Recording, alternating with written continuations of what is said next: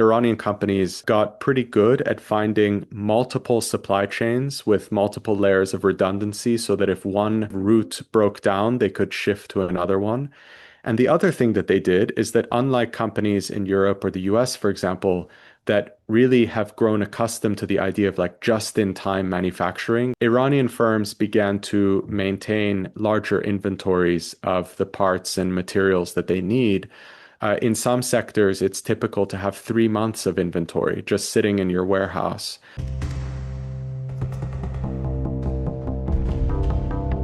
So basically, the Trump administration has imposed a blockade, a naval blockade on Iran in response to its closure of the Strait of Hormuz. Iran now says that it's reopening the Strait of Hormuz since there's a ceasefire imposed in Lebanon, and apparently they're satisfied with the conditions of the ceasefire. And it has proven to the Iranians, as the way in a way that they would put it, that the Trump administration is able to put pressure on Israel and willing to put pressure on Israel.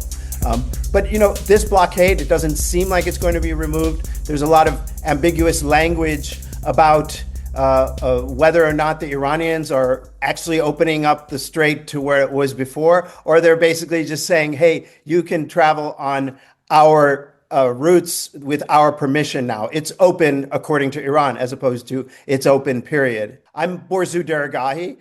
This is my podcast. It's part of my Substack newsletter. It's called Badlands. It's at borzu.substack.com. I'm joined today by a really smart person who I've talked to for years, Esfandiar Batmangeldij. He is the founder, editor of Bourse and Bazaar. It's sort of a newsletter, a consulting firm, a platform for business in Iran. He was quoted extensively in a recent New York Times article about how Iran could break the blockade without really, dealing with the U.S. naval assets that are stationed in the Sea of Oman. I guess I want to ask you, Esfandiar, first of all, welcome. Thanks for showing up on my podcast.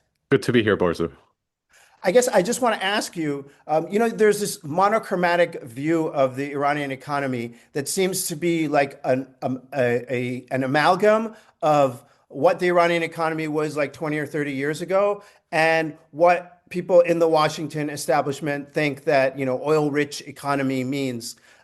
Could you just break down for us? Oil is important, natural gas, less for cash, but definitely for the economy because Iran doesn't export so much natural gas, if any. But can you just break down for us what is the significance of oil in Iran's economy and what would a prolonged blockade of oil exports mean for Iran's economy? So, Borzo, you're entirely right that there is a kind of monochromatic or uncomplicated view of Iran's economy, but Iran's economy is actually very complicated. And one of the things that my research has really focused on over the last decade or so is the idea that Iran's economy has actually gotten more complex over time in response to the pressure of sanctions. And sanctions really changed the trajectory of Iran's economy in around 2012. But in the decade leading up to that point, Iran was undergoing the kind of development that a lot of other large middle-income countries were going through, which was basically a phase of industrialization and globalization.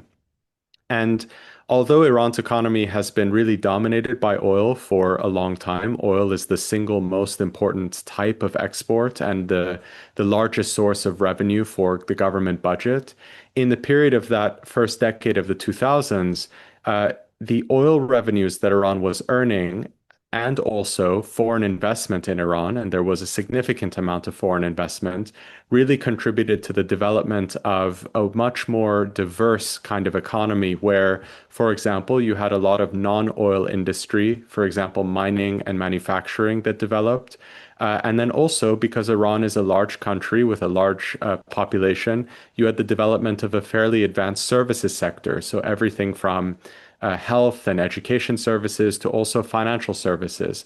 This is the period in which the Tehran Stock Exchange really becomes a big player in Iran's economy and in the financialization of the economy. So by the start of the period in which sanctions were imposed, Iran's economy was looking a lot like the kinds of economies that we see around the world today and think these are, pretty developed and advanced countries. Like what? But Like, give me examples of what you could compare Iran to. Indonesia, yeah, I for mean, example, yeah, I guess, maybe the classic comparison is that Iran is very Latin similar to America. Brazil is a good one Hmm. potentially as like a large country with a fairly diverse economy, but that has some oil. But I think the classic example is to say that Iran is sort of like Turkey, but with an oil industry. And up until the imposition of sanctions in 2012, Iran and Turkey were tracking each other very well in terms of their development. Iran was actually slightly ahead in the living standards that it was delivering to its population. That all changed with the imposition of sanctions because of the severity of those sanctions that sought to isolate Iran from the global economy. The first set of sanctions in 2012 were multilateral. It was the US and Europe working together in accordance with also some UN sanctions on Iran. Those sanctions were eventually reimposed in 2018 when the nuclear deal was torn up by the Trump administration unilaterally. So the US was really the only player that was trying to isolate Iran, but the nature of US sanctions is such that that was enough to close Iran off. But here's the key thing. The way that Iran's economy responded to sanctions was not actually to turn inward. As much as was possible, Iranian companies tried to maintain their links to the global economy because they understood that that was important for basically their continued growth and development. And so the approach of responding to sanctions really became two things. Companies had to figure out new supply chains. So if they had previously been importing goods like parts and machinery from Europe in Mhm. order to produce things that were then consumed domestically in Iran, they may not have been able to get those goods from Europe, and so they needed to find new trading partners. Initially, a lot of that was a shift from Europe to China. And then subsequently, if they were able to figure out that import side of things, how to maintain the supply of raw materials, intermediate goods, machinery that you need to keep a manufacturing sector going, then they tried to find ways of exporting the goods as a way of protecting themselves from the impacts of, let's say, currency devaluation in Iran. Currency devaluation can Export to where? actually What are those export markets? So, one of the things that's really interesting about the Middle East and its economies is that for a long time, these economies have basically been a group of almost islands that are very disconnected. And because many of the larger economies in the region are oil producers, all selling to the same customers, Europe, the US, Japan, China, India, they have done very little trade amongst one another. And so when Iran was under the sanctions for the first time, there was this real opening because actually regional trade was a very small part of Iran's engagement with other economies. And so Iranian manufacturing firms realized that, well, maybe they couldn't manufacture goods and export them far afield. It was difficult logistically. There was the sanctions issue. There was also a question of the competitiveness of these goods in international markets. But they could certainly export to Turkey, to the UAE, to Iraq, to Afghanistan. Mhm. And that's exactly what they did. And How about basically, Central Asia? Is that an important market as well for Uh, Iran? it's it has a lot of potential to be a more important market. It hasn't been so far. Part of that is because Central Asia's largest trading partner for a lot of the goods that Iran produces is actually Russia. Sure. Iran and Russia are also in some ways comparable economies. They both have large oil sectors, but they also have manufacturing sectors that make a lot of the same things. So Iran hasn't been able to really compete with Russia Uh-huh. or China in Central Asia. And what about the effect of naval blockade? Will that impact that domestic economy and that kind of manufactured goods that you described. And just for listeners, what Esfandiar is saying is actually kind of visible as someone who has traveled around Iraq, Turkey, etc. I mean, I've seen this, and we're not talking just about like toilet brushes. I mean, you see in Iraq, for example, air conditioning units, these sort of special water-powered air conditioning units that are pretty expensive and pretty sophisticated white appliances, so to speak, these goods being sold in the markets with the Made in Iran label on them, being sold in the markets all over Iraq. So I have actually seen what Isfandiar is talking about. But will a naval blockade impact that production and that market? Yeah, so we fast forward to today, and you have these like enormous disruptions to the Iranian economy, including both the devastation of the war. So one of the really uh, kind of extraordinary things about the Israeli and US air war against Iran was a decision to target a lot of industrial infrastructure.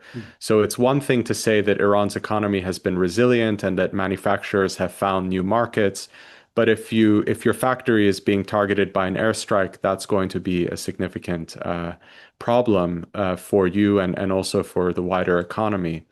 And then, of course, you have this vulnerability related to the disruption in the maritime trade through the Strait of Hormuz. And here, a lot of the reporting has really focused on this question of, do the disruptions in the strait prevent Iran from exporting its oil? The logic behind the US blockade, presumably, is to try and prevent Iran from exporting oil to its main customer, which is China. Although I will note that if you talk to analysts who track vessels, it doesn't seem like the U.S. blockade is being enforced that strictly, which suggests that it was maybe a little bit of political theater Of course. during the course of the Everything that Trump negotiations. does is has an element of political theater, as well as calming the markets. Yeah, I mean, well, in this case, I think there was a little bit of head scratching about how exactly a blockade would solve the main pain point for the markets, which is actually trying to open up the strait. In some ways, this seems to compound the problem. Now you have an Iranian blockade matched And the by a U.S. US blockade. blockade. Yeah. But exactly. But the issue here, generally speaking, is that I think if you look at the oil story, you're missing the other half of what's happening for Iran's economy, which is that there is a vulnerability on the import side for Iran related to disruptions in vessel traffic in the Persian Gulf. So Iran imports a lot of goods, as I've discussed, not even though most of the goods consumed in the country are produced in the country, you still need to import ingredients and parts and equipment and all sorts of things. And most of that trade comes through the Persian Gulf ports. And so, in a sense, Iran's decision to close the Strait of Hormuz was a kind of self-blockade. There was an understanding, I think, among Iranian officials that this was going to impede their ability to at least maintain the imports of key goods at the levels that were seen prior to the war.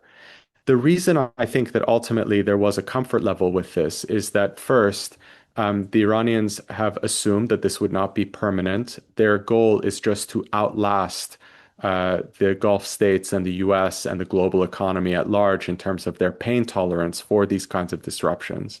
But at the same time, if you look at Iran's non-oil trade, around half of that trade enters or exits the country through Iran's land borders and through the ports in the Caspian. And so there is a degree of ability for the Iranian economy to shift some of the trade that was happening through the Persian Gulf ports to other customs exits. To give you a concrete example, the vast majority of, let's say, grain that gets imported into Iran, Iran grows most of the wheat that it consumes, but it still imports some wheat, arrives through Bandar Imam Khomeini, the port that's quite close to Iraq. Yeah. But Iran has alternative suppliers like Kazakhstan and Russia, and that grain can be brought through the Caspian ports as well. And so that sort of If I those may ask, what contingencies, about yeah. Bandar Jask, the port on the Sea of Oman? Is that also a winner? Is that a possibility as well? That is mainly an oil terminal where a small percentage of Iran's oil exports are loaded onto tankers. There is another port, Chabahar, on Right. the Sea of Oman, but it's very underdeveloped and is not well linked to the rest of Iran's sort of By road rail and rail or road network. and so on. Yeah. Yeah. So Iran doesn't have many options in the south. It has effectively blockaded itself, but the point is that there is, in the short term, a little bit of a capacity to kind of use other transport corridors. The other thing to highlight, Borzu, is that Iran, because of the experience of sanctions, companies in Iran have learned that supply chains are vulnerable because they were often in a position where maybe they'd be importing goods one day from a certain supplier, and then they'd get a letter or an email that said, by the way, we can't sell to you anymore because our bank won't let us do it because the sanctions risk that you represent. And so two things happened. The first is that Iranian companies got pretty good at finding multiple supply chains with multiple layers of redundancy so that if one kind of route broke down, they could shift to another one. And the other thing that they did is that unlike companies in Europe or the US, for example, that really have grown accustomed to the idea of like just-in-time manufacturing, where you have Of just course. enough inventory for at any one moment for what you're producing. Iranian firms began to maintain larger inventories of the parts and materials that they need. In some sectors, it's typical to have 3 months of inventory just sitting in your warehouse. And that gives a little bit of a cushion. Like we should not diminish, and I think we should be clear about this, that this war has been really damaging for Iran's economy in a way that sanctions never were, and even some of the recent disruptions did not amount to. But ultimately, though, some of the ways in which Iran's economy has developed in the last decade um, render it a degree of resilience, even in the face of this really unprecedented shock that is the 40-day war that hopefully is over now, but may yet resume. Could you talk a little bit more about those alternative trade routes that Iran has? The other land routes, the Caspian, for example, as well as the other ports, Chabahar and Jask. Are they? What would it take to upgrade those ports? Quite a bit to make them suitable for example, grain deliveries or air conditioner exports.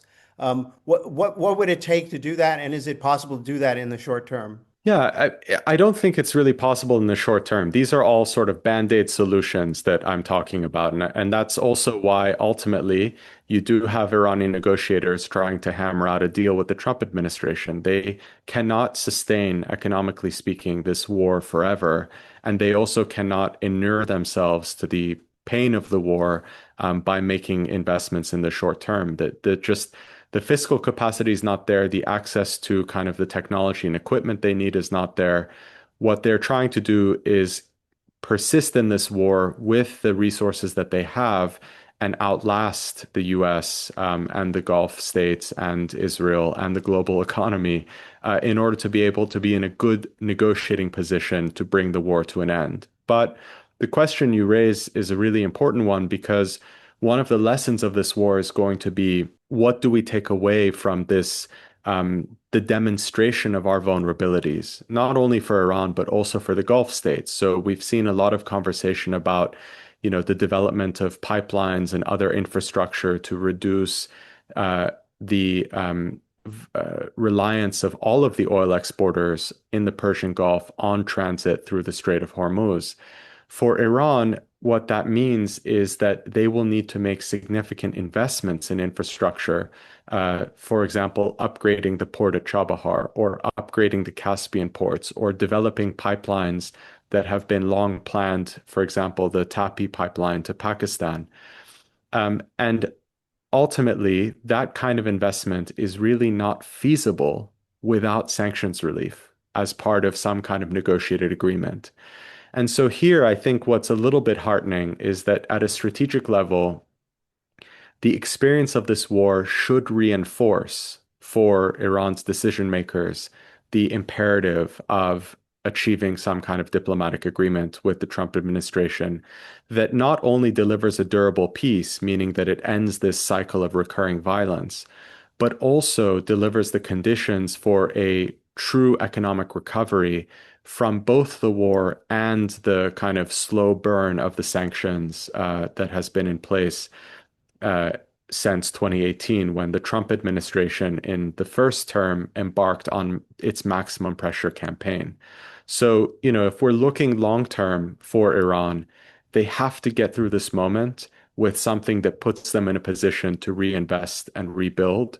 And that is, I think, ultimately why, at least on the Iranian side, there is, I think, some seriousness about this diplomacy. And that's why they're at the negotiating table meeting the US side directly, even though, Trump has killed the supreme leader and committed war crimes in Iran and, thrust the region into this unnecessary conflict. Well, I mean, it's always good to talk, and perhaps the reason why they're meeting face to face is essentially because Americans killed the one guy who would not let them meet face to face, which was always a silly restriction to impose. Um, Also very possible. yeah, the other thing I wanted to ask you was if you could just give an assessment, if you can, just because you track it a little better than most analysts, definitely better than most lay people, of the damage that Iran has suffered from this. If you could go through a list, for example, we could start with the steel factory, the Fulad, the Mabrouke Fulad, the main steel factory, which someone Yeah. described to me as the equivalent of U.S. Steel in Yeah. in Iran, a place, a storied place where a lot of working class people made it into the middle class and so on. If you could just Yeah. describe the damage and what it will take to fix that damage.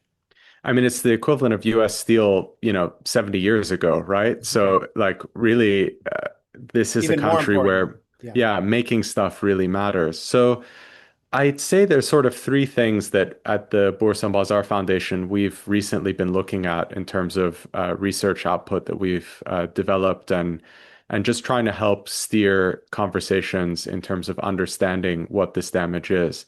I mean, the first and most obvious one is that there's the physical damage of the war, damage to infrastructure and different industrial sites and even residential neighborhoods. Different figures are there, but Iranian sources have put that figure at around, let's say, $300 billion in terms of the overall damage. So it's very significant.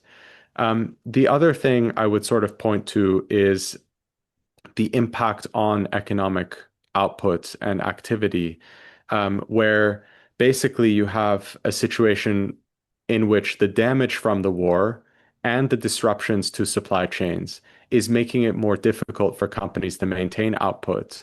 And a lot of companies are responding to that in addition to just the general economic headwinds by furloughing staff or going through layoffs. And so people are losing jobs. So we've published something recently by a welfare economist named Hadi Kahalzadeh, and he estimated that uh, the impact of the war could be seen in around half of Iran's labor force, 12 million jobs. If just a portion of those jobs, let's say 10% are lost, that's 1.2 million people who've lost their livelihoods. It's very significant.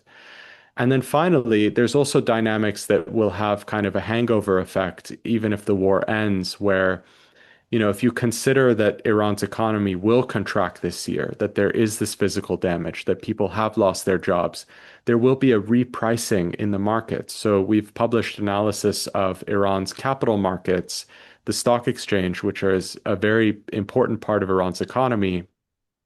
The market closed the first day of the war. When it reopens, prices are going to come down in a lot of companies, and that will affect basically the net worth of a lot of Iranians. And there are a lot of retail investors in Iran, more than in many countries, who will feel a hit basically to their net worth. This was part of their savings. It was also part of their pensions for a lot of Iranian workers. And so these are all different dimensions in which basically you have possible economic fallout. That's in addition, the damage, the secondary effects that you describe are in addition to the $300 billion in direct war damage that you alluded to earlier. Yeah, absolutely. So an economy is both made up of the physical infrastructure, the capital stock, so the infrastructure and factories and all of the buildings that make up the economy. And at the same time, there's the question of economic output, what people are producing, what households are spending. And you're going to see an impact on all of those different aspects of Iran's economic picture. So the recovery from this war will be challenging. And I think we're at a moment where maybe mercifully, that damage is not as bad as it could have been. We should remember that Trump's threat before the ceasefire was to attack major power plants across the country, which would have been really crippling and taken years, really years to actually repair the grid.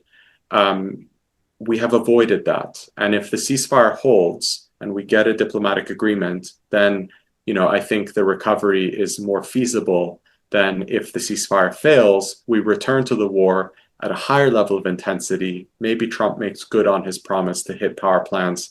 And then we're looking at a situation where a relatively prosperous country ends up going through something much more like, let's say, what Iraq went through in the 1990s, a country that had been bruised in a war in Desert Storm, and then was subject to major international sanctions all the way until the 2003 invasion. And there was a lot of misery and hardship in Iraq as a result, without really any benefits for global security. I mean, ultimately, the US had to go in and undertake another invasion. So, generally speaking, my message has been for officials looking at this is to be wary of the way in which damaging Iran's economy may actually feed into the escalatory cycles and the cycles of violence, basically, that we're starting to see emerge as a pattern. This is now not the first war that we've had in Iran. We had one last year. And aside from war, there's just generally instability in the country from protests and other kinds of local grievances. Those things are not conducive to regional security. And so this notion that adding pressure on the economy is somehow conducive to better outcomes politically or from a security standpoint, I think has been proven wrong over the last 8 years. And that's exactly why we're in this crisis. And so we need to start thinking differently. And that's a very strong reason for the US and also other regional allies to commit to this idea of transformative diplomacy. I guess it sells in Washington, though. It's a way of getting in Washington saying sanctions. It gives the appearance of doing something, some kind of activity, making some kind of move, even though it may not have the impact, policy impact that is desired. It is able to be sold on in Congress and to lawmakers and to various lobbies. Let me ask you about the impact of the internet shutdown. It's been now, 40 something days that Iranians have not had access to internet. It should be said that there is a somewhat robust national intranet. The students are able to use that for online classes. There's ride-hailing apps, messaging apps, even food delivery apps in Iran that are working on the national intranet. But the lack of having access to, key social media, for example, and so on, that must have an impact on the economy as well. Yeah, so I should be very clear also that a lot of the economic hardship that ordinary Iranians have faced is the result of self-inflicted policies by the government. And the internet shutdown during this war, but also during the protests and also during some of the instability last year, is a recurring example of this.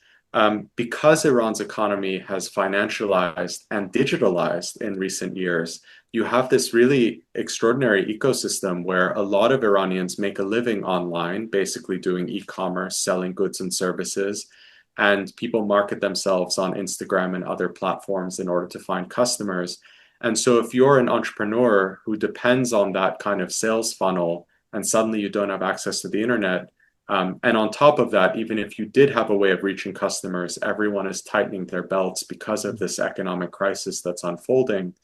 That's having a profound impact. And what's, I think, really dismaying for me seeing a lot of the social media messages of young entrepreneurs talking about how difficult it has been is that in some ways, like they are emblematic of the creativity and the perseverance of Iranians in all this hardship. You know, imagine living in this really complicated situation where the economy is not doing great, there's high inflation, and you still decide that you're going to find something that you love and are good at, and you try and, you know, find your people who want to Whether buy you're or what you have. whether you're a personal trainer or spiritual advisor or tarot card reader or dietitian or whatnot. I've seen those social media Yeah, posts as well. exactly. You know, I saw this one young lady entrepreneur who basically was making stationery and office products, and that she designed and found a manufacturer in Iran to produce, and she would sell them to people who wanted just like really cute staplers and notepads and things. And On you know, when we Instagram, selling on them on Instagram. Instagram, and Yeah. when we think of Iran's economy, you know, we just never conjure this up. We're just thinking about oil tankers, but it's so much more than that. And here, I think, obviously, you know, the failure of Iranian authorities to find a way of protecting the livelihoods of ordinary people when faced with these extraordinary internal and external pressures. I mean, that is something that um, doesn't get maybe as much attention outside of the country as it should. But interestingly, within the country, there's a very vocal criticism of economic policymaking from everything from sort of industry bodies to chambers of commerce Mm. to individual entrepreneurs to the financial press. You know, the Iranian policy response to sanctions from an economic standpoint has been suboptimal. There have been a lot of mistakes made, a lot of openings for corruption and mismanagement, and that's part of the reason why people are worse off than they otherwise would have been. And ultimately, though, you know, we're at a stage where after so many years of pressure, if you're going to find a way of lifting up people like this young entrepreneur with her stationery company, two things have to happen. The first is that you have to get out from the sanctions. You have to basically create conditions where the economy can recover in a substantial way and get back on the trajectory it was on before, where, you know, basically there's just this like rising tide that lifts everyone up. And the second thing you have to do is when those conditions are in place, where you're no longer kind of hurtling from crisis to crisis, you have to undertake significant reform. And the reality is that there are very good ideas about economic reform in Iran because you have many economists and industrial planners and all of these types of people, a huge resource of human capital. You just haven't had the political capital or the political will or Really. space in order to be able to enact these things. So, you know, Iran is really at a pivotal moment. If it can get out of this current crisis with a deal that affords sanctions relief and recommit itself to its own economic development, I think the country could reshape its trajectory in profound ways. But if it fails to do so, you know, this story of resilience or the story of perseverance that we've seen since the sanctions kicked in 2012, you know, I think we would start to approach a situation where sort of things start to unravel in a more significant way. Really quick question, just 1 minute.